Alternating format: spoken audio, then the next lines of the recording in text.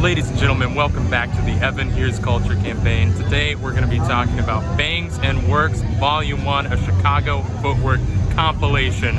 And we're right here, right where it all started, in Chicago, Kansas.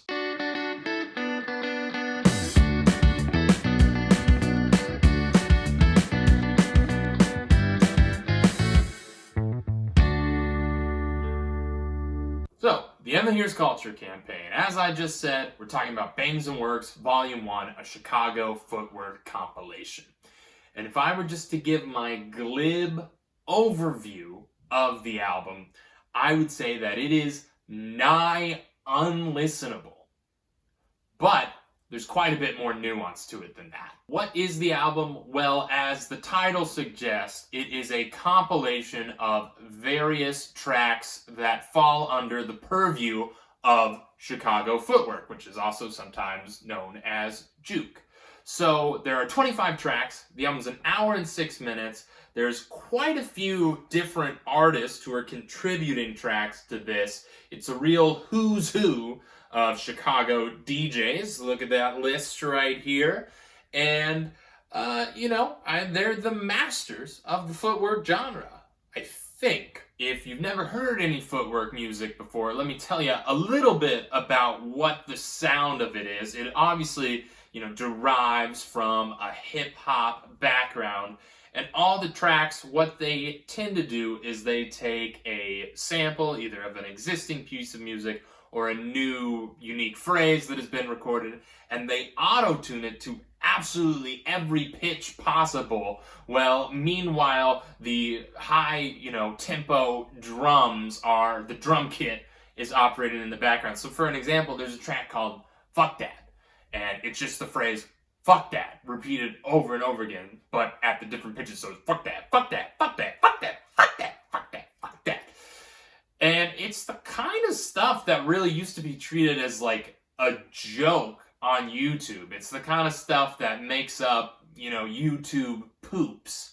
And this just did not land on my ear in a pleasant way. And part of why I would say the album is sort of unlistenable, or at least unlistenable as a full album, is that due to the compilation nature, there's no real overarching structure to it that makes it, digestible to spend that whole hour and 6 minutes going through it. So, judging it as a pure listening experience, I found this thing incredibly unpleasurable to sit through. But that's not really the full story here, because as you may have guessed, footwork is a dance style. These are dance tracks specifically designed to be paired with footwork, and when you combine the two and actually add that viewing component of watching the dance, suddenly this thing becomes jaw-droppingly incredible and wildly impressive. When I was preparing this video, I thought it'd be a good idea to learn a few Chicago footwork moves myself so I could demonstrate them and give you guys a sense of what they're like,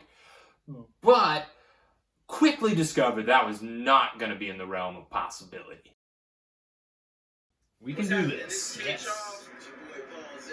And today we're going to show you guys how we do some Chicago footwork. Great. This move is called the Erkin jerk. Wow, oh, wow, oh, wow, oh, wow, oh, wow, oh, wow, oh, wow, oh, wow, oh, wow, oh, wow, oh, wow, oh, wow, oh, wow, oh, wow, oh, wow, oh, wow, oh, what's that? Wow, wow. This move is called the dribbles. Oh, wow, oh, wow, oh, wow, oh, wow, oh, wow, oh, wow, oh, wow, oh, wow, oh, what's that? Wow, wow. South side. Oh, oh, west side. Wow, wow. South side. Oh, oh, west side. Wow, wow. South Nope. side. So as you can see, as a dance style, Chicago footwork is wonderful. It is hypnotic, it is mesmerizing, it's high energy. You cannot look away when it's happening because it's just so impressive and so unique. In summation, I would say, do not go listen to this album. Don't pull it up on your streaming and give it a listen.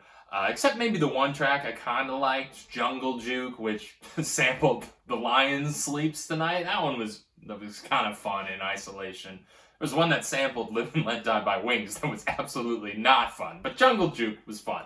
So don't listen to the album, but absolutely get online, type in Chicago footwork in your YouTube, and watch some examples of the dance battles because they are truly thrilling.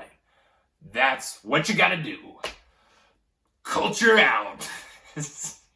Gotta keep the tradition alive.